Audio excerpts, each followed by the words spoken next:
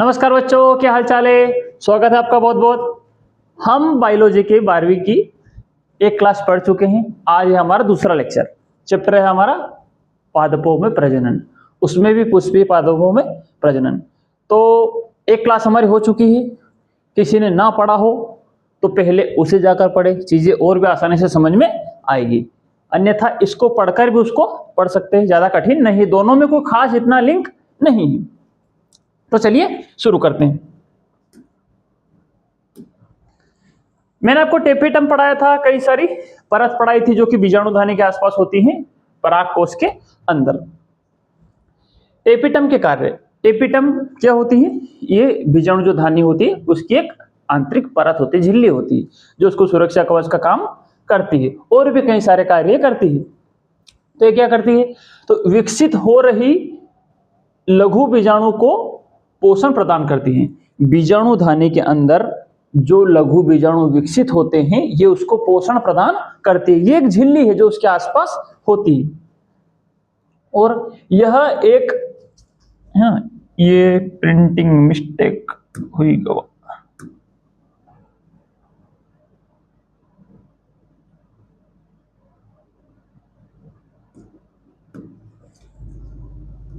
यह एक है ना, एक कर लेना इसको।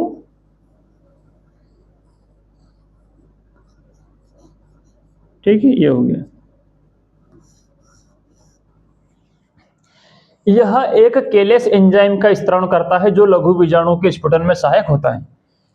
टेपिटम झिल्ली से एक क्या निकलता है? एक एंजाइम निकलता है। क्या नाम होता है एंजाइम का? केलेस। असल में क्या होता है, जब लघु बीजाणु बनते हैं परागकण तो वो आपस में चिपके हुए रहते हैं। इस प्रकार इनकी आकृति होती है, ऐसे होते हैं। 3 सामने दिखाई देते हैं हमें और एक पीछे होता है। जैसे वो अपना अशोक स्तंभ का चिन्ह है कि नहीं, एक शेर का मुंह सामने, 2 का दाएं बाएं और एक का पीछे होता है। उसी प्रकार ये होते हैं 4 परागकण।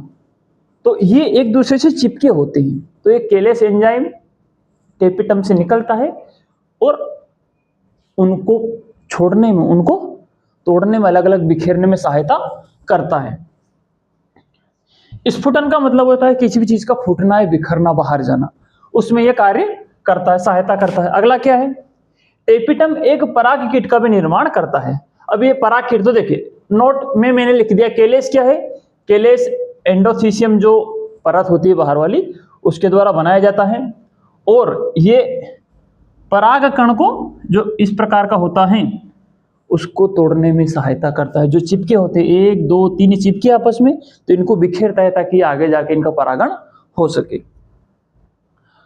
तो ये तो हो गया पराग कीट। अब पराग कीट क्या है? पराग कीट को हम अंग्रेजी में कहते हैं पोलन कीट। असल में क्या होता है, ये एक चिपचिपा वसा और प्रोटीन युक्त पदार्थ होता है। ये चिपचिपा होता है, जिसे गोंद होता है ना, ऐसा चिपचिपा होता है। इसके अंदर प्रोटीन और वसा होता है। और क्या होता है? ये पाया किस पौधों में जाता है? ऐसे पौधे जिनका परागण कीटों के द्वारा होता है। जैसे आपने देखा पढ़ा कि बारीक जो कीट होते छोटे, वो आते हैं, फूल पर बैठते हैं और परागकण को चिपका कर, हम 10वीं से सुनते आ रहे हैं कि पौधों के द्वारा परागण होता है। मतलब पौधों की नई प्रजातियां वृद्धि होती है, बढ़ती है। तो कैसे होती है? मतलब सॉरी, पौधों के द्वारा, कीट के द्वारा। तो कीट के द्वारा परागण कैसे होता है? एक फूल के ऊपर परागकण होते हैं, कीट आते हैं और उस पर बैठते हैं परागकण पे। तो उस परागकण में एक चिपचिपा द्रव होता है, जिसके कारण वो परागकण उन कीट के पैरों में या उनके शरीर से चिपक जाते हैं। जब वो कीट उड़कर दूसरे पौधे तक जाते हैं, दूसरे फूलों तक जाते हैं, तो वो यहाँ का बीज वहां तक जाता है। या उसका परागण इस प्रकार कीटों के द्वारा होता है। किस कारण से? चिपचिपे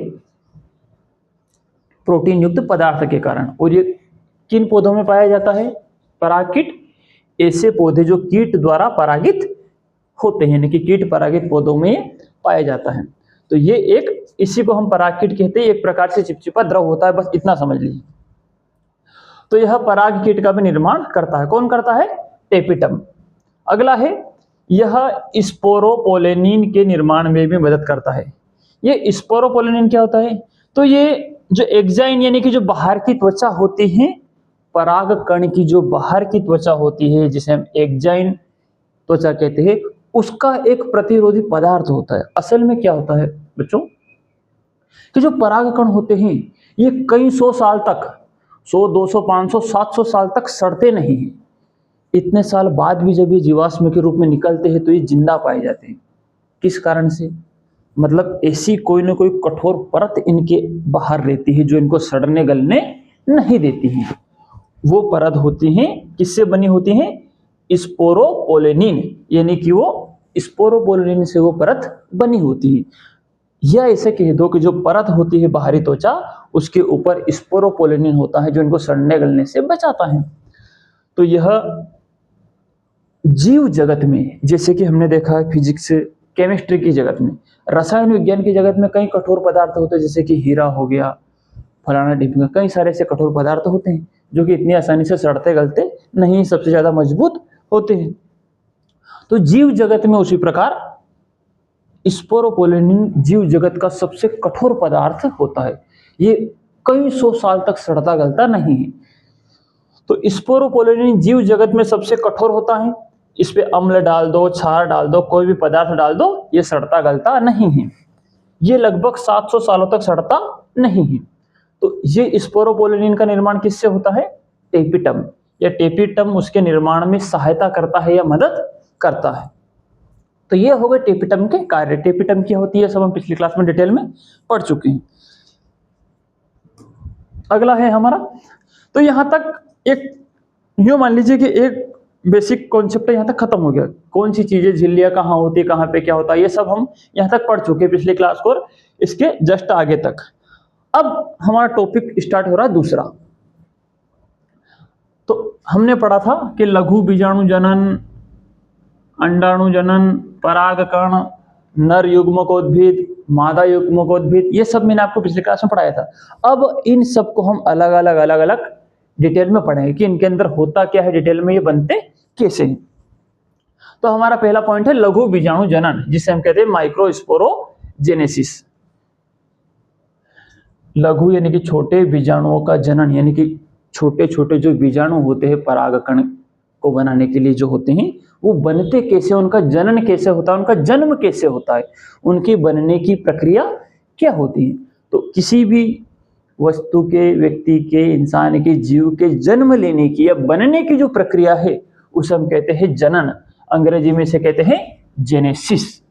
और हम किसके जेनेसिस की बात कर रहे हैं, किसके जनन की बात कर रहे हैं? माइक्रोस्पोर। माइक्रोस्पोर कह दो या लघु बीजाणु कह दो। तो लघु बीजाणुओं के जनन की प्रक्रिया क्या होती है, इनके बनने की, इनके जन्म लेने की प्रक्रिया एक पौधे में, फूल में किस प्रकार चलती है, वो पढ़ेंगे। तो पहले इसकी परिभाषा यदि एक अंक में आ जाए, एक अंक में पूछा जाता है, तो यदि एक अंक में पूछा जाए तो हमें ये परिभाषा लिखनी है ना। पूछा गया है कई बार परीक्षाओं में, इंपॉर्टेंट है। तो एक चीज देखिए, मैंने आपको क्या बताया था, ये जो अपरिपक्व परागकोश होता है उसमें लघु बीजाणुधानी होती है। 4 कोनों पे 4 लघु बीजाणुधानियां होती हैं। इन लघु बीजाणुधानियों के अंदर, लघु बीजाणुधानी के अंदर ही लघु बीजाणु बनते हैं। तो इस लघु बीजाणुधानी में लघु बीजाणुओं के निर्माण की जो प्रक्रिया है या लघु बीजाणुओं का जन्म होने की जो प्रक्रिया है उसे ही लघु बीजाणु जनन कहते हैं। बस इतनी सी बात है, और कुछ याद नहीं रहे तो बस इतना लिख दो कि लघु बीजाणुधानी के अंदर, लघु बीजाणुधानी क्या है? एक डब्बा है, एक बॉक्स की तरह है। धानी का मतलब होता है धारण करने वाली, या धारण करने वाली या रखने वाली, पकड़ के रखने वाली कोई वस्तु या चीज। तो इस लघु बीजाणुधानी में लघु बीजाणुओं के जन्म लेने की प्रक्रिया या उनके बनने की प्रक्रिया ही लघु बीजाणु जनन कहलाती है। ये एक नंबर में क्या है? तो लघु बीजाणुधानी में लघु बीजाणु, अब देखिए लघु बीजाणु किससे बनेंगे? मात्र कोशिका, जो मदर सेल होती हैं, माइक्रो मदर सेल होती हैं। देखिए असल में बनते कैसे जीव? जीवों के निर्माण के लिए कोशिकाओं में विभाजन होता है।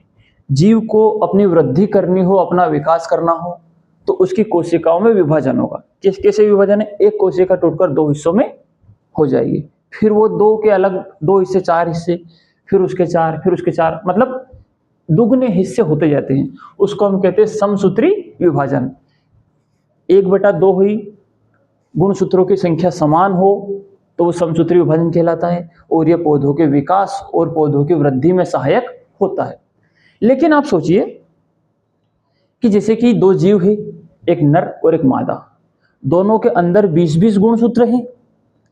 अब यदि उनकी कोशिकाएं निषेचन के दौरान अंडाणु और शुक्राणु जब मिलते हैं, तो यदि उनकी कोशिका में विभाजन नहीं हुआ और वो कोशिकाएं डायरेक्ट मिली और निषेचन हो गया, तो ये कोशिका भी 20 गुणसूत्र लेके आई और ये कोशिका भी 20 गुणसूत्र लेके आई, तो टोटल गुणसूत्र कितने हो गए? 40। अब इन दोनों से मिलकर बच्चा बना, तो बच्चे में गुणसूत्र कितने हो जाएंगे? 40 हो गए। अब बच्चा बन गया, फिर एक बच्ची है, उसमें भी 40 बन गई। अब जब उनकी एक एक कोशिकाएं आएंगी तो उनमें भी वही 40-40 गुणसूत्र होंगे, और जब उनमें निषेचन होगा तो अगला बच्चा बनेगा तो उसमें कितने गुणसूत्र हो जाएंगे? 40 + 40 80 गुणसूत्र। यानी कि जिस माता पिता में 20-20 गुणसूत्र थे, उनकी आने वाली पीढ़ियों में हर बार गुणसूत्र दुगने होते जाएंगे। तो इस प्रकार से इंसान बदल जाएगा। इंसान हो, जीव जंतु, पौधे, कुछ भी हो, जीव जगत का हर प्राणी बदलता जाएगा, उसके गुणसूत्रों की संख्या दुगनी होती जाएगी, और यदि गुणसूत्रों की संख्या दुगनी होगी तो हर जीव बदलता जाएगा, वो वैसा नहीं रहेगा जैसा था। पता नहीं कैसे कैसे इंसान, कैसे कैसे जीव पैदा होंगे। जीवन को एक जैसा बनाए रखने के लिए प्रकृति ने एक व्यवस्था की है कि गुणसूत्रों की संख्या समान रहे। इसी कारण से आने वाली संतानें अपने माता पिता जैसी होती हैं, वो पेड़ पौधों की हो, जंतुओं की हो, इंसानों की हो, जानवरों की हो, किसी की भी हो। तो इस प्रकार होता है समसूत्री विभाजन। लेकिन यदि समसूत्री विभाजन का मतलब है कि गुणसूत्रों की संख्या समान रहेगी, अब कोशिका में विभाजन हुआ और गुणसूत्रों की संख्या समान रही, और वही गुणसूत्र यदि समान रूप से अगली पीढ़ी में जाते रहेंगे तो हर बार उनकी संख्या दुगनी होती जाएगी, इंसान बदलता जाएगा, जीव बदलता जाएगा। तो इस प्रकार तो फिर जीवों के जन्म लेने का कोई सेंस नहीं बनेगा, अपने जैसी संतान कोई भी जीव पैदा नहीं कर पाएगा। इस केस में क्या होता है, मैं इसको आपको अर्धसूत्री विभाजन में बताऊंगा। तो ये समसूत्री विभाजन कहाँ काम आता है? जीवन के विकास में, जब शरीर को बड़ा होना हो, पेड़ पौधों, इंसान का कुछ का भी, या उसका विकास करना हो, तो वहां पे समसूत्री विभाजन काम चल जाता है। इससे ये विकास में कोई समस्या नहीं जाता। लेकिन नई पीढ़ी को जब पैदा करने की बात आती है तब इस विभाजन से काम नहीं चलता, इससे काम उल्टा हो जाता है। तो नई पीढ़ी के जन्म लेने के लिए सबसे जरूरी होता है अर्धसूत्री विभाजन, है ना। तो देखिए एक बार और मैं आपको अच्छे से बता देता हूं, जिसने 11वीं में कुछ नहीं पढ़ा है, कि समसूत्री और अर्धसूत्री विभाजन असल में है क्या। देखिए समसूत्री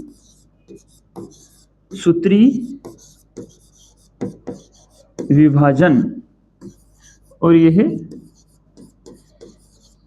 अर्धसूत्री विभाजन। शब्द पे ध्यान दीजिएगा। ऐसा विभाजन होने का मतलब है कोशिका का 1/2 होना, 1/4 होना, टुकड़े हो जाना। तो ऐसा विभाजन जिसमें सूत्र का मतलब है यहाँ पर गुणसूत्र, सूत्री का मतलब है गुणसूत्र, है ना। तो ऐसा विभाजन जिसमें गुणसूत्रों की संख्या क्या हो? सम हो। सम यानी कि समान हो। गुणसूत्रों की संख्या क्या हो? समान हो। ऐसा विभाजन जिसमें गुणसूत्रों की संख्या समान होती है उसे समसूत्री विभाजन कहते हैं।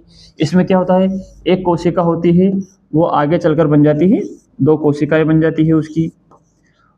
यदि इस कोशिका के अंदर 20 गुणसूत्र थे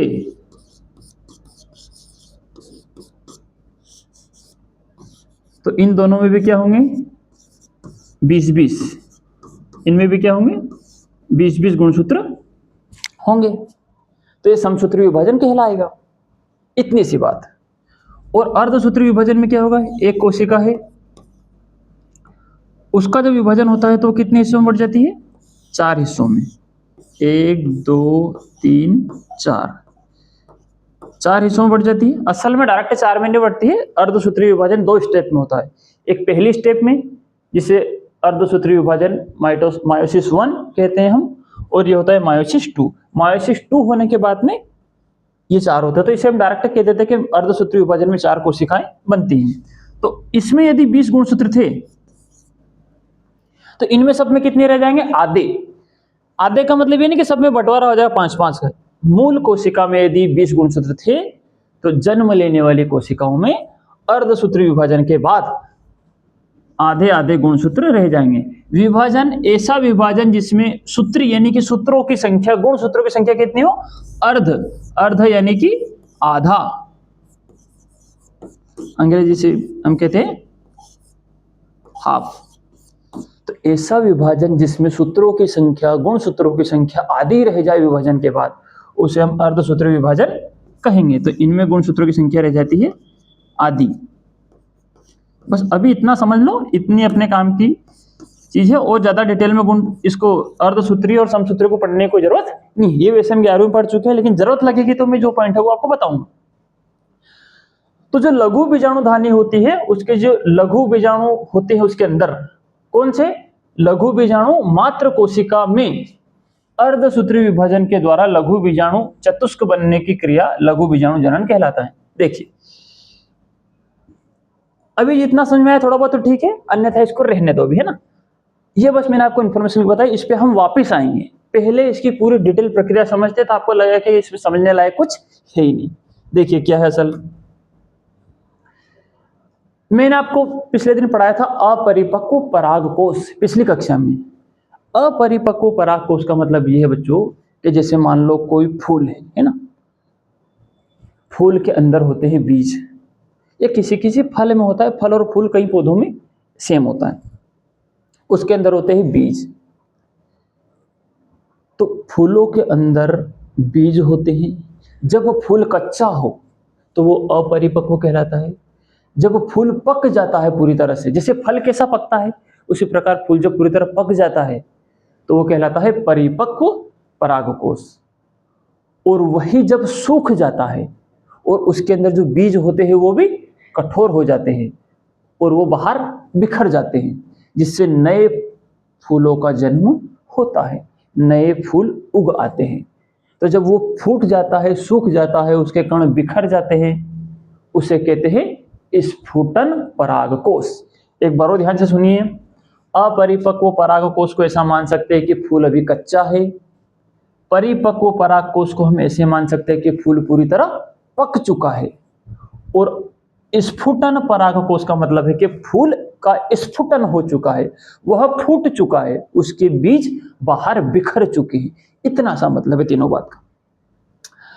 तो अपरिपक्व परागकोश हमने उस दिन पढ़ा था, मैंने आपको इसकी सारी झिल्लियां बताई थी। यहाँ पे इसमें संयोजी होता है, वो सब हमने इसको डिटेल में पढ़ा था, क्या क्या इसके अंदर होता है, कैसे प्रक्रिया क्या चलती है, उसको एक डायग्राम के थ्रू हमने समझा था। अब उस डायग्राम में जितने भी स्टेप हमने लिखे थे सबको हम डिटेल में पढ़ेंगे। तो सबसे पहले हम पढ़ रहे हैं अपरिपक्व परागकोश के अंदर पहला पॉइंट कौन सा है? लघु बीजाणु जनन, है ना। ये लघु बीजाणु लिखा गया है, इसको बीजाणु कर लेना है। तो असल में क्या होता है कि जो अपरिपक्व परागकोश होता है इसके अंदर चारों कोनों पे 4 लघु बीजाणुधानियां होती हैं और यहाँ पर संयोजी होता है ना, जिससे जुड़ा होता है पुंकेसर से।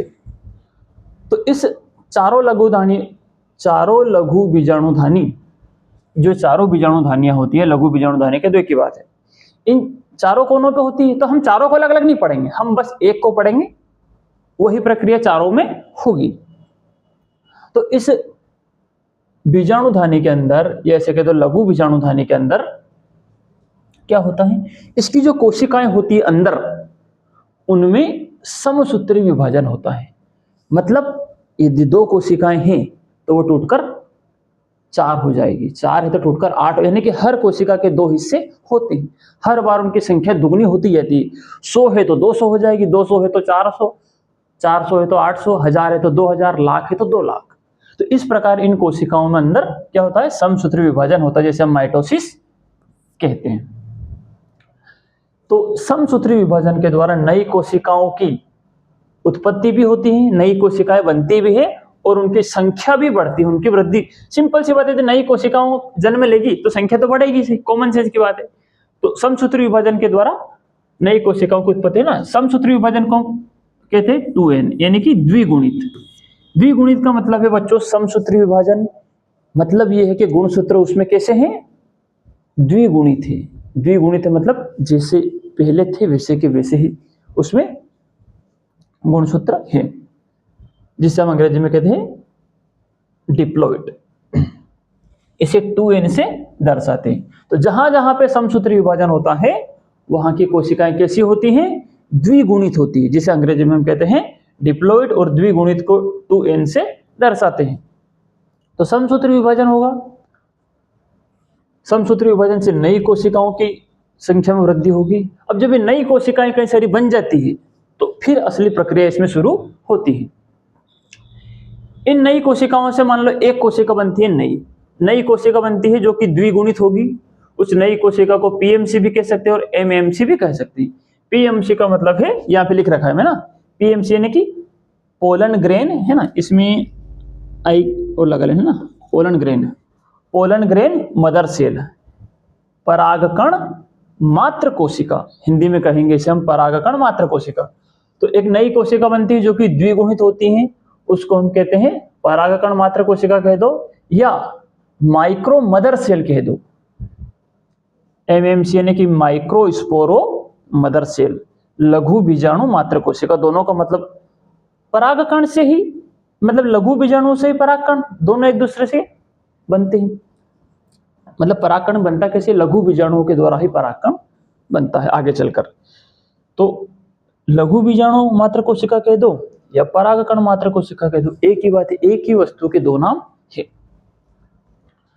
तो समसूत्री विभाजन के द्वारा नई कोशिकाएं बनती हैं और नई कोशिकाओं के द्वारा एक नई कोशिका बनती है जो कि मात्र कोशिका होती हैं, पीएमसी कह दो, एमएमसी कह दो।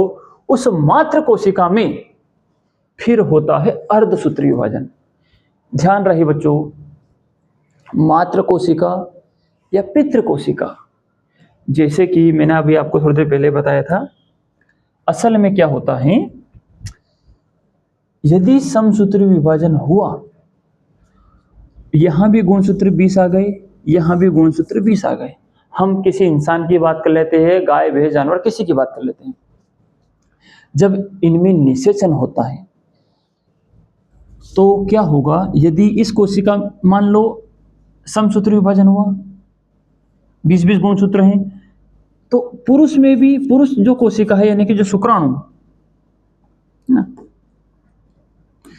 इसको हम एक पुरुष की कोशिका मान लेते हैं ना, और इसको स्त्री की कोशिका मान लेते हैं। ये पुरुष की कोशिका है, स्त्री की कोशिका है। अब पूरे शरीर में कोशिकाएं समान होती हैं, एक जैसी, मतलब अलग अलग वैरायटी होती है लेकिन गुणसूत्रों की संख्या उनमें समान होती है। तो जब बच्चे पैदा करने के लिए कोशिकाएं बनती है, जिसे हम कहते हैं अंडाणु और शुक्राणु, तो पुरुष में जो शुक्राणु की कोशिकाएं बनती हैं तो उसमें भी कितने गुणसूत्र होंगे, 20, और स्त्री में जो अंडाणु की कोशिकाएं बनती हैं उसमें भी कितने गुणसूत्र होंगे, 20। तो शुक्राणु की कोशिकाओं में 20 और जो अंडाणु की कोशिकाएं होंगी स्त्रियों में, है ना, मादा किसी भी जीव की हो, है ना, गाय भैंस कुत्ता बिल्ली कोई भी हो, तो उसकी भी अंडाणु में कितने गुणसूत्र होंगे, 20। प्रकृति ने एक सिस्टम फिक्स कर रखा है कि जब वो नई पीढ़ी को जन्म देती है तो गुणसूत्रों की संख्या अपने माँ बाप में जो है वही की वही इनकी औलाद में रहती है, ताकि वो संतान अपने माँ बाप जैसी दिखे। ऐसा ना हो कि इंसान के घर कुत्ता पैदा हो रहा है या कोई एलियन पैदा हो रहा है, क्योंकि गुणसूत्र बदल जाएंगे तो इंसान का हुलिया पूरी तरह से बदल जाएगा, हुलिया, रंग, रूप, रहना सहना सब कुछ बदल जाएगा। तो पुरुष की जो शुक्राणु कोशिकाएं होती है उसमें भी 20 गुणसूत्र होते हैं, इसमें भी 20 सूत्र। अगली पीढ़ी आएगी उसमें भी 20 होना चाहिए, लड़का पैदा हो उसमें भी 20 हो, लड़की पैदा हो उसमें भी गुणसूत्र 20 हो, तो उनकी प्रकृति एक समान रहेगी। लेकिन यदि ये कोशिकाएं, अब शुक्राणु और अंडाणु में होता है निषेचन, है ना, यदि इनमें निषेचन हुआ तो भाई साहब 20 गुणसूत्र तो यहां से आ गए और 20 गुणसूत्र यहां से आ गए, तो अब यहां पे गुणसूत्र की संख्या कितनी हो जाएगी, 40। क्या समान है क्या? अब ये लड़का लड़की जो भी पैदा हुआ उसमें गुणसूत्र हो जाएंगे 40, और पता नहीं वो भैंसासुर महिषासुर किस रूप में जन्म ले, कुछ कह नहीं सकते। तो यहाँ तो गड़बड़ हो गई। तो प्रकृति ने एक ऐसा सिस्टम फिक्स कर रखा कि इंसान के शरीर में वृद्धि करनी हो, विकास करना हो, पौधों में वृद्धि करनी हो, जड़ें फैलानी हो, नए पत्ते पैदा करने हो, तो उसमें समसूत्र विभाजन होता है। लेकिन जब जीवों को अपनी नई पीढ़ी को जन्म देना हो तो गुणसूत्रों की संख्या समान बनाए रखने के लिए प्रकृति ने क्या सिस्टम बनाया है, देखिए। शुक्राणु कोशिका में क्या होता है, इसका विभाजन हो जाता है। ये एक, इसमें समसूत्री विभाजन नहीं होता, यहां पे हो जाता है अर्धसूत्री विभाजन। क्या हो जाता है यहाँ पे, अर्धसूत्री विभाजन। और अर्धसूत्री विभाजन का मतलब क्या बताया था, गुणसूत्रों की संख्या क्या रह जाएगी, आधी। तो यहाँ पे गुणसूत्रों की संख्या रह गई आधी, और यहां पर भी गुणसूत्रों की संख्या क्या रह जाएगी, है ना, आधी। कितनी, 10। यहां भी गुणसूत्रों की संख्या रह गई आधी। तो 10 ये और 10 ये, कितने हो गए टोटल, 20। तो शुक्राणु जब बनता है तो कोशिका विभाजन के द्वारा बनता है और उसमें सिर्फ 10 गुणसूत्र होते हैं। अंडाणु जब बनता है तो कोशिकाओं में अर्धसूत्री विभाजन होता है और अंडाणु की कोशिकाएं बनती है और उसमें सिर्फ 10 गुणसूत्र होते हैं। आगे की प्रक्रिया में चलकर, है ना, इसको डिटेल में पढ़ने की जरूरत नहीं, बस इतना मान लो कि शुक्राणु की कोशिकाओं में 10 गुणसूत्र होते हैं और अंडाणु की कोशिकाओं में आगे चलकर भी 10 गुणसूत्र हो जाते हैं, मतलब आधे हो जाते हैं ना। वैसे 46 जोड़ी होते हैं, तो मैं 23 बता रहा हूं, लेकिन समझने के लिए आसानी से बता रहा हूं, है ना। तो 10 इसके आए और 10 गुणसूत्र इसके आए, तो दोनों मिलकर कितने हो गए, 20। और दोनों में हो गए निषेचन। जब दोनों में निषेचन होता है तो नई संतान बनती है। क्या बनती है, इसे नई संतान का जन्म इससे होता है। अब देखो, नई संतान में भी 20 गुणसूत्र हैं, मतलब जितने उसकी मां में थे उतने ही उसमें हैं, या बाप में थे उतने ही उसमें हैं। अब वो उसकी प्रकृति अपने माँ बाप जैसी ही होगी। तो अर्धसूत्री विभाजन का ये काम है। तो अब देखिए, जब कोशिकाओं को बढ़ना था तो समसूत्री विभाजन हुआ, ताकि बहुत सारी कोशिकाएं होगी, जिससे क्या होता है, पौधे का, फूल का विकास होता है, वो बड़ा होता है, फैलता जाता है। यह समसूत्री विभाजन के द्वारा है यह काम। लेकिन उससे समसूत्री विभाजन से बहुत सारी कोशिकाएं बन गई, नई नई कोशिकाएं बन गई, वृद्धि हो गई। लेकिन जब इस फूल को अपनी आने वाली संतान पैदा करनी हो या उसके लिए बीजाणु या अंडाणु तैयार करनी हो, तो फिर क्या होगा, इन नई कोशिकाओं से कई सारी कोशिकाएं बनेगी, जिसे हम नई कोशिकाएं कहते हैं, मात्र कोशिकाएं कहते हैं। तो इन कोशिकाओं से मात्र कोशिका बनती है। क्या बनती है, लघु बीजाणु मात्र कोशिका बनती है। ये नई कोशिका असल में लघु बीजाणु मात्र कोशिका है ना, ये लिख लेना, लघु बीजाणु, अरे यार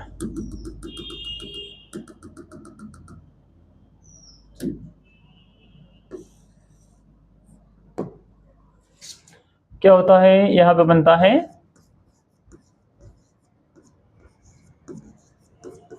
लघु बीजाणु मात्र, छोड़ो, है ना, लघु बीजाणु मात्र कोशिका। तो कई सारी संख्या में वृद्धि हो गई और इन वृद्धि से फिर आगे चल के कोशिका बनती है लघु बीजाणु मात्र कोशिका, पीएमसी और एमसी। अब ये लघु बीजाणु मात्र कोशिका तो बन गई, कई सारी कोशिकाएं बन जाती लघु बीजाणु मात्र कोशिकाएं। लेकिन जब इनमें विभाजन होता है तो समसूत्री विभाजन नहीं होता है। क्यों नहीं होता है, मैंने अभी आपको बताया, क्योंकि यहां से संतान बनने की असल प्रक्रिया शुरू होती है। यहां पे जो होगा वही का वही डाटा आने वाले संतान में जाएगा। तो यहाँ पे समसूत्री विभाजन ना होकर यहाँ पे होता है अर्धसूत्री विभाजन। इन कोशिकाओं में होता है अर्धसूत्री विभाजन लघु बीजाणु मात्र कोशिका में, और अर्धसूत्री विभाजन होने से क्या होगा, तो पहले कोशिकाएं 1/2 होती हैं।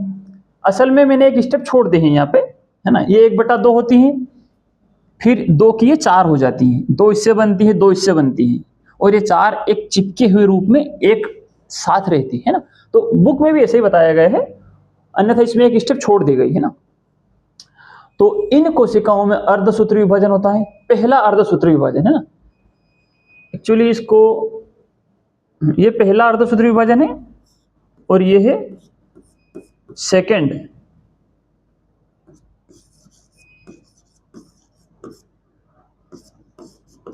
ये है दूसरा अर्धसूत्री विभाजन। तो पहला अर्धसूत्री विभाजन हुआ यहां पे मायोसिस फर्स्ट, जिससे 2 कोशिकाएं बनी। ध्यान रहे यहां तक जो कोशिकाएं थी वो क्या थी, 2n, यानी कि गुणसूत्रों की संख्या क्या थी उनमें, समान थी। जब नई कोशिका बनी, अर्धसूत्री विभाजन हुआ, उसके बाद जो कोशिकाएं बनी, इनको सबको 2n कह दो या द्विगुणित कह दो, एक ही बात है। तो यहां पर जाकर जो कोशिकाएं बनती है पहली बार अर्धसूत्री विभाजन से, क्या बताया था, समसूत्री विभाजन से जो कोशिकाएं बनती है वो द्विगुणित होती है, अंग्रेजी में उसे हम डाइप्लॉइड कहते हैं, जिसे 2n से भी दर्शाते हैं। और अर्धसूत्री विभाजन होने के बाद जो कोशिकाएं बनती हैं वो सारी कोशिकाएं अगुणित होती हैं, उनमें गुणसूत्रों की संख्या आधी हो जाती है, उनको हम सिंगल n से दर्शाते हैं, बस इतनी सी बात। तो अर्धसूत्री विभाजन के बाद जो कोशिकाएं बनेगी वो अगुणित होगी, उसे हम n से दर्शाते हैं, अंग्रेजी में उसे हैप्लॉइड कहते हैं।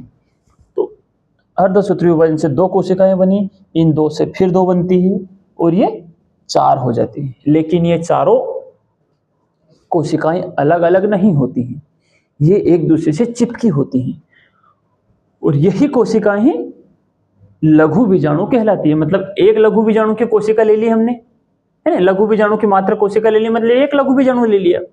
एक लघु बीजाणु में अर्धसूत्री विभाजन हुआ जिससे 2 कोशिकाएं बनी, और 2 से फिर बन जाती है 2 इसकी बन जाती हैं ऐसे, और 2 इसकी बन जाती हैं, है ना, इस प्रकार। तो कितनी हो गई, 4, है ना। लेकिन इसको डायरेक्ट दर्शाते हैं या अलग अलग नहीं दर्शाते हैं इसको। मैंने आपको स्टार्ट में बताया था कि अर्धसूत्री विभाजन से 4 कोशिकाएं बनती है, तो असल में वो 4 बनती हैं फाइनल में जाकर। तो ये 2 बनी, इन 2 से फिर 2 बनी, तो कितनी हो गई, ये 4 हो जाती हैं। ये चारों एक दूसरे से चिपकी हुई रहती है। कैसे, एक का मुंह इधर है, एक का मुंह इधर है, एक का मुंह इधर है और एक का इधर पीछे है, तो हमें चित्र में दिखाई नहीं देता है, अशोक स्तंभ की तरह। तो ये चारों होती हुई एक दूसरे से चिपकी होती हैं।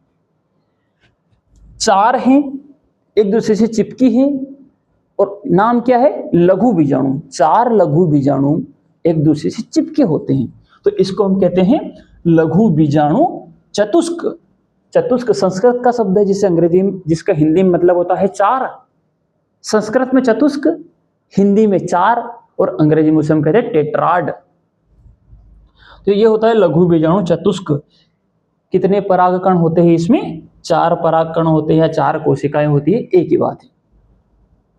और इनको चिपकाने का काम कौन करता है, तो देखिए कथा के शुरुआत में चलते हैं, प्रथम अध्याय में मैं क्या बताया था मैंने आपको, कहाँ है केलोस, ये है ना, यह विकसित हो रही पोषण प्रदान करता है, और यह एक टेपिटम क्या करता है, टेपिटम एक केलेस एंजाइम का स्त्रावण करता है। स्त्रावण करना मतलब निकालना, फ्लो होना, बाहर की तरफ बहना। तो इससे एक केलेस एंजाइम निकलता है, जो क्या करता है, लघु बीजाणुओं के स्फुटन में सहायक होता है।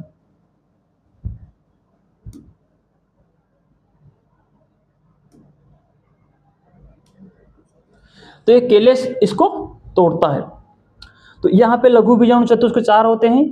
अब ध्यान रहे, ये कोशिकाएं अर्धसूत्री विभाजन से बनी हैं, तो अगुणित होगी, हैप्लॉइड होगी, n से दर्शाएंगे। फिर अर्धसूत्री विभाजन सेकंड हुआ, जिससे 2 की फिर 4 हो जाती है, जिसको हम लघु बीजाणु चतुष्क कहते हैं। 4 परागकण बनते हैं, 4 कोशिकाएं बनती है, कुछ भी कह दो।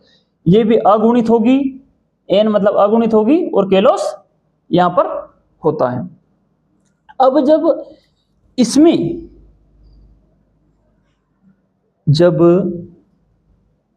इस लघु बीजाणु चतुष्क में परिवर्तन होता है, तो ये बिखर जाता है, केलोस इसको तोड़ देता है, जो चिपका हुआ है इसको हटा देता है।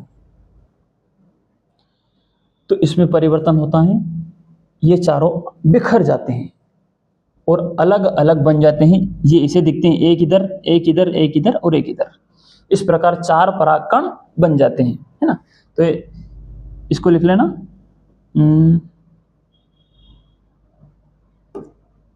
ये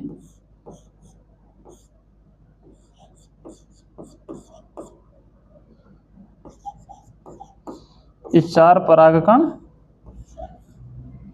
बनते हैं। तो इस प्रकार परागकण का निर्माण होता है। अभी ये पूरी तरह कंप्लीट नहीं हुआ है। परागकण के अंदर और क्या डिटेलिंग होती है, आगे चलकर ये कैसे नई पीढ़ी को जन्म देते हैं, ये हम अगली क्लास में पढ़ेंगे। तो आज कहानी यहाँ पे समाप्त होती है। और क्या बचा थोड़ा बहुत हम देख लेते हैं, है ना।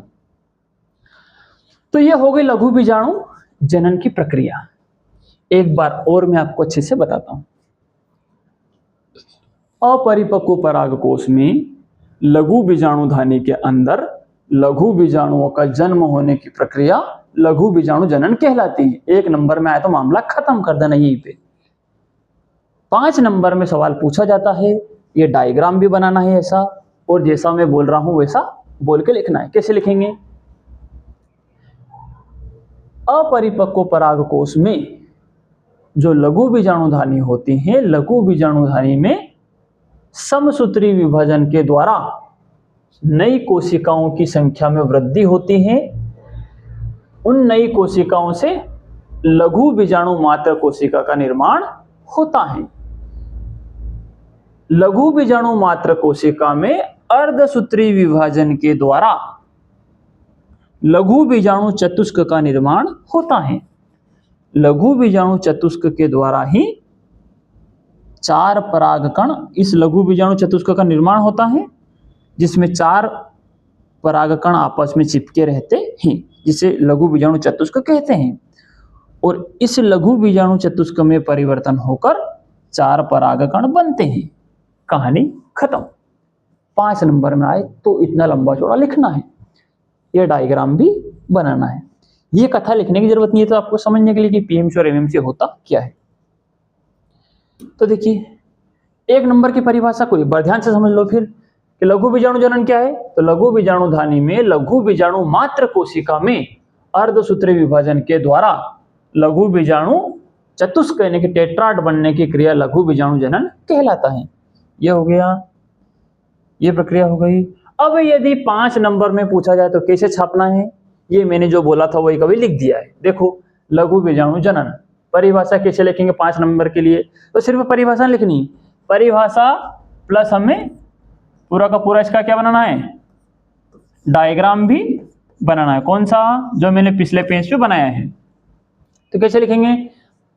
वैसे मैंने पॉइंट बना के लिख दिए हैं, आप भी पॉइंट बना के लिख सकते हैं, अन्यथा पूरी एक कथा भी लिख सकते हैं, एक के बाद एक के बाद। ये तो याद रखने के लिए है, लेकिन ऐसा भी लिख दोगे तो कोई दिक्कत नहीं है, लेकिन बेहतर है कि आप एक ही फ्लो में लिखो, और ऐसा लिखोगे तो भी कोई दिक्कत नहीं। तो 5 नंबर में कैसे लिखेंगे डिटेल में इसको कि लघु बीजाणु जनन क्या है समझाइए। तो पहले डायग्राम बना दो फिर लिखो, या डायग्राम नीचे बना दो, कोई फर्क नहीं पड़ता। कैसे लिखेंगे? शुरुआत लघु बीजाणु है ना, बीजाणुजन उत्तक। अभी बीजाणुजन उत्तक क्या भला है? तो असल में क्या होता है कि बीजाणुधानी में जो मात्र कोशिकाएं होती हैं वो किससे बनती है? वो लघु बीजाणुजन उत्तक से ही बनती है। तो लघु बीजाणुजन उत्तक में, या लघु बीजाणुजन उत्तक याद ना रहे तो आप डायरेक्ट लिख देना लघु बीजाणुधानी में, तो भी काम चल जाएगा। तो लघु बीजाणुजन उत्तक में समसूत्री विभाजन द्वारा लघु बीजाणु मात्र कोशिका का निर्माण होता है ना। मैंने शायद उल्टा बोल दिया था ना, सॉरी। लघु बीजाणुधानी से ही लघु बीजाणु मात्र कोशिका बनती है, या लघु बीजाणुजन उत्तक से समसूत्री विभाजन होकर लघु बीजाणु मात्र कोशिका का निर्माण होता है। अब मात्र कोशिका का निर्माण हो गया, उसके बाद क्या होता है? एक द्विगुणित एमएमसी यानी कि लघु बीजाणु मात्र कोशिका अर्धसूत्री विभाजन द्वारा 2 कोशिकाएं बनाती हैं। अभी हमने डायग्राम में देखा। फिर क्या होता है? ये दोनों कोशिकाएं अर्धसूत्री विभाजन करती है फिर से, और अर्धसूत्री विभाजन द्वारा फिर 4 कोशिकाएं बनाती है ना। मैंने एक स्टेप छोड़ दी थी, लेकिन वो 4 बनाए टेट्राड हुआ, असल में 4 कोशिकाएं ही। 4 कोशिकाएं बनाती हैं। चारों अगुणित कोशिकाएं एक समूह में रहती हैं जिसे चतुष्क कहते हैं, यानी कि टेट्राड कहते हैं। यह लघु बीजाणु चतुष्क कहते हैं, एक ही बात है। फिर चतुष्क की कोशिकाएं अलग होकर स्वतंत्र परागकण बन जाती है। कहानी खत्म।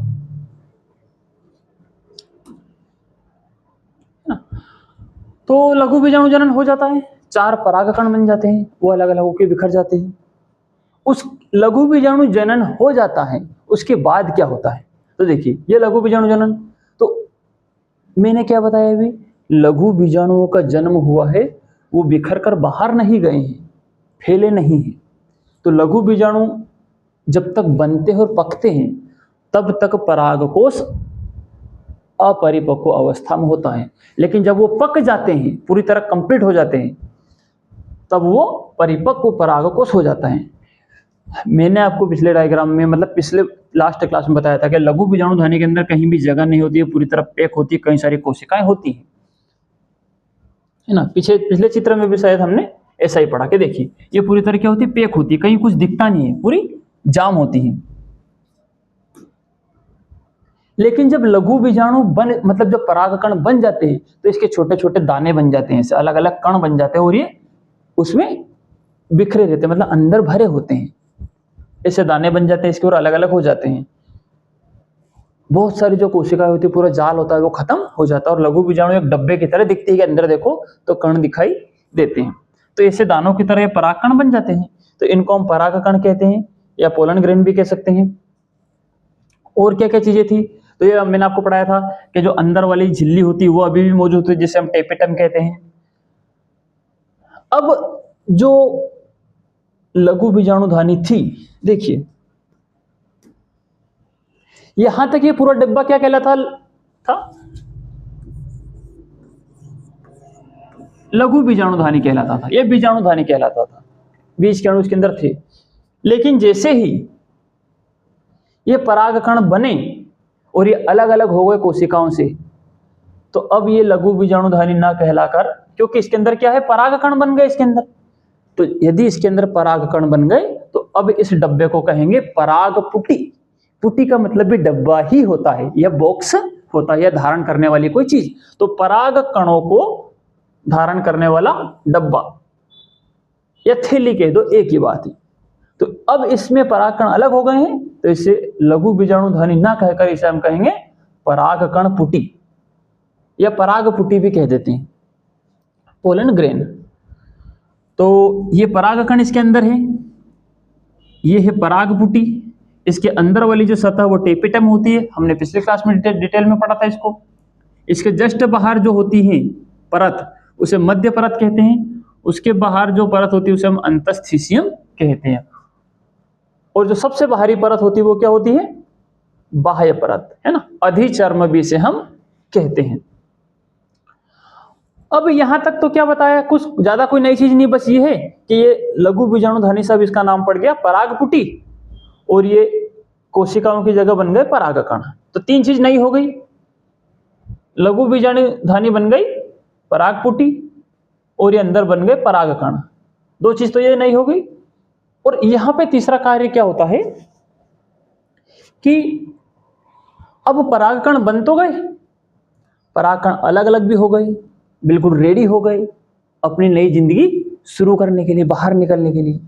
जिस प्रकार एक बच्चा अपनी मां के गर्भ में 9 महीने पूर्ण कर लेता है तो वो जन्म लेने के लिए तैयार हो जाता है, उसका नया जीवन स्टार्ट हो जाता है। सभी पौधों में भी इस प्रकार होता है।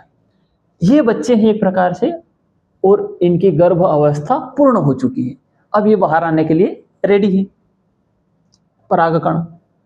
अब ये बाहर कैसे आएंगे, तो जिस प्रकार एक माँ के गर्भ से बच्चे का जन्म होता है, इन्हें उसकी डिलीवरी होती है, हर जीवों में, इंसान में भी और जानवरों में भी, उसी प्रकार इनकी डिलीवरी होती है, इनका जन्म होता है। कैसे होता है इनका जन्म, तो इसमें एक झिल्ली होती है बाहर से 2nd नंबर वाली, जिसे हम कहते हैं अंतस्थीसियम। डिलीवरी का कार्य ये नर्स का कार्य करते हैं। अंतस्थीसियम क्या है, एक नर्स की तरह, एक डॉक्टर की तरह है, ये ही इसकी डिलीवरी करवाती है। कैसे करवाती है, तो जैसे आपने देखा होगा कि मान लो हम किसी थैली में कोई सामान भरे जा रहे हैं, भरे जा रहे हैं, दबा दबा के भरे जा रहे हैं, एक समय आकर तो उसकी कैपेसिटी समाप्त हो जाएगी, लेकिन फिर भी सामान उसके अंदर ठुसे ही जा रहे, ठुसे ही जा रहे, तो क्या होना है, थैली फटनी ही। तो ये अंतस्थिशियम का कार्य होता है, ये आर्द्रता, आर्द्रता यानी कि जलग्राही, ये आर्द्रता ग्राही होती है, नमी को सोखती है, हवा में जो नमी होती है उसे खींचती है, हवा में जो पानी नमी होता है उसे खींचती जाती है और पीती जाती है, और पी पी कर ढोल जैसे हो जाती है फूल कर।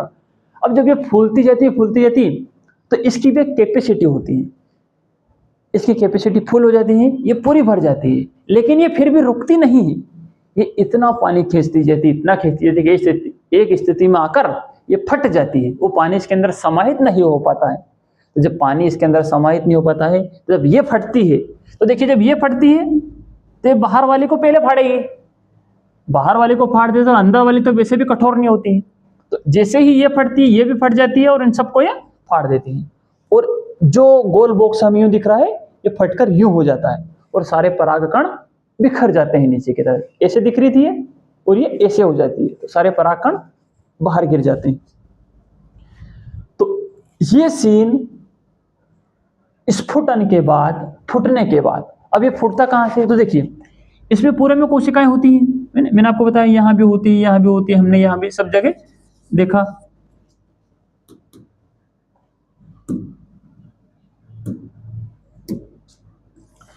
यहां सब जगह कोशिकाएं होती है, यहां भी कोशिकाएं होती है, हमने बनाई नहीं बस चित्र को ज्यादा गंदा नहीं करने के लिए। तो इसमें यहां जो जगह होती है इसको हम कहते हैं स्फुटन खांच, स्फुटन को अंग्रेजी में कहते हैं स्टोमियम, या इसे डेहिसेंस नोच भी कहते हैं। यहां से फटता है, तो ये कोशिका होती है, तो ये यहां से ब्रेक हो जाता है, यहां से फट जाता है, इस खांच में से फट जाता है, और ये खांच ये जो मुंह ऐसे दिख रहे हैं ना, ऐसे ये खुल के यूं हो जाते हैं, जो ऐसे दिख रहा है ये ऐसे हो जाता है, और ये वाला मुंह खुल के यूं हो जाता है, और ये जो यूं है ऐसे दिख रहा है, ये यूं हो जा खुल के फिर। तो इस स्फुटन खांच की जो कोशिकाएं, ये कोशिकाएं पूरे में फैली हुई है, ऐसा नहीं सिर्फ यहाँ है, ये यहाँ भी है, यहाँ भी है, यहाँ भी, हर जगह है। तो यहाँ पे जो अंतस्थिशियम होती है यहाँ से फटती है और पूरे को खोल देती है। जब फूटता है ये, तो उसे हम कहते हैं स्फुटन होना, और स्फुटन के बाद ये कैसा दिखेगा, ऐसा। यहाँ पे तो ये कोशिकाएं थी, हमने बनाई नहीं सिर्फ बस, तो अंदर ये कोशिकाएं रह जाती है, और ये परागकण यहाँ वाले ये एक ग्रुप में दिखने लगते हैं एक ही जगह पे, क्योंकि ये मुंह खुल जाता है तो ये यहीं से गिरते हैं, ये मुंह खुलेगा तो ये यहीं से गिरेंगे ऐसे। तो इधर वाले दोनों इस डब्बे में होते हैं और इधर वाले दोनों इस डब्बे में, और यहां से बाहर ऐसे बिखरते हैं इस प्रकार। तो ये बाहरी परत होती है, ये अंदर वाली परत होती है, ये परागकण इसके अंदर होते हैं, और स्फुटन के बाद ये बाहर की तरफ गिरते हैं। तो जब परागकण पक गए तो परागकोश परिपक्व हो गया, और जब यही परिपक्व परागकोण फूट गया तो इसे हम कहेंगे स्फुटन परागकोश, यानी कि परागकण बाहर निकल गए। तो ये है इसकी मेन कथा कि लघु बीजाणुओं के जन्म के बाद स्फुटन किस प्रकार होता है, या लघु बीजाणु के जन्म के बाद क्या होता है। तो ये प्रक्रिया होती है, लघु बीजाणु जन्म के बाद स्फुटन होता है। अगला है परागकण, है ना, वही जो पढ़ा पोलन ग्रेन। ये क्या होते हैं, अगुणित होते हैं, इस बात का ध्यान रहे। परागकण नर युग्मकोद्भिद होते हैं। क्या बताया था मैंने, जीवों को अपनी नई पीढ़ी को आगे ले जाने के लिए दो चीजों की जरूरत पड़ती है, एक तो मादा के अंडाणु और पुरुष के शुक्राणु, या ऐसा कह दो कि नर युग्मकोद्भिद या मादा युग्मकोद्भिद, निषेचन के लिए दोनों चीजों की जरूरत पड़ती है। तो पुंकेसर फूल का नर जननांग है, या नर जननांग कह दो, या मेल सेक्स ऑर्गन कह दो। तो पुंकेसर का ऊपरी हिस्सा परागकोश कहलाता है, और इसी परागकोश को हम इतनी देर से पढ़ रहे हैं। तो यानी कि परागकोश के अंदर, क्योंकि परागकोश फूल का नर जननांग है, तो उससे उसके अंडाणु निकलेंगे एक प्रकार से, या नर युग्मकोद्भिद निकलेंगे, और फूल का जो जायांग हमने पढ़ा था पिछले फर्स्ट वाले क्लास में, अभी और डिटेल में पढ़ेंगे उसको, उससे बनेंगे उसके मादा युग्मकोद्भिद यानी कि अंडाणु बनेंगे, सिंपल भाषा में ऐसे कह सकते हैं। तो ये पुरुष वाला हिस्सा बना है, अभी मादा वाला हिस्सा बाकी है, फिर होगा दोनों में निषेचन, है ना। तो अभी ये पूरी प्रक्रिया हम पूरे चैप्टर में ऐसे ही पढ़ेंगे।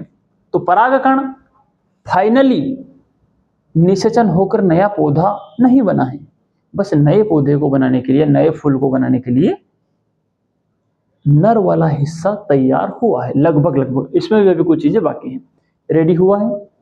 अभी मादा वाला हिस्सा रेडी होगा, फिर दोनों में निषेचन होगा, जब जाके नई पीढ़ी की शुरुआत होगी। तो ये नर युग्मकोद्भिद है। और क्या कहा मैंने, इसमें गुणसूत्र आधे हैं। आधे कहाँ से आएंगे, आधे मादा वाले हिस्से से आएंगे। जैसे कि टोटल 20 होते हैं तो 10 इसमें आ गए हैं, 10 इसकी माँ वाला हिस्सा हो जो होगा, जो मादा वाला, उसमें आएंगे, दोनों में निषेचन होगा तो 10 और 10 20 हो जाएंगे और नई पीढ़ी का जन्म होगा। तो परागकण क्या है, नर युग्मकोद्भिद हैं। और कितने परागकण बने हैं, 4 परागकण बने हैं, जो चतुष्क में टेट्राड में बनते हैं, है ना। सिर्फ 4 नहीं बने, ये प्रक्रिया में 4 बनते हैं हर एक में। तो अब 100 कोशिकाएं होगी तो 100 की डिटेल तो हम पढ़ेंगे, हम एक कोशिका में क्या होता है वो पढ़ लेंगे, वही काम सब में होता है। तो एक कोशिका में 4 परागकण बनते हैं, कहानी खत्म। धन्यवाद दोस्तों, धन्यवाद मित्रों। आज की क्लास यहाँ समाप्त होती है। अच्छे से रिवीजन कीजिएगा। किसी ने यदि पिछली क्लास नहीं पढ़ी है तो वो भी प्लेलिस्ट में मैंने डाल दी है, पढ़िएगा।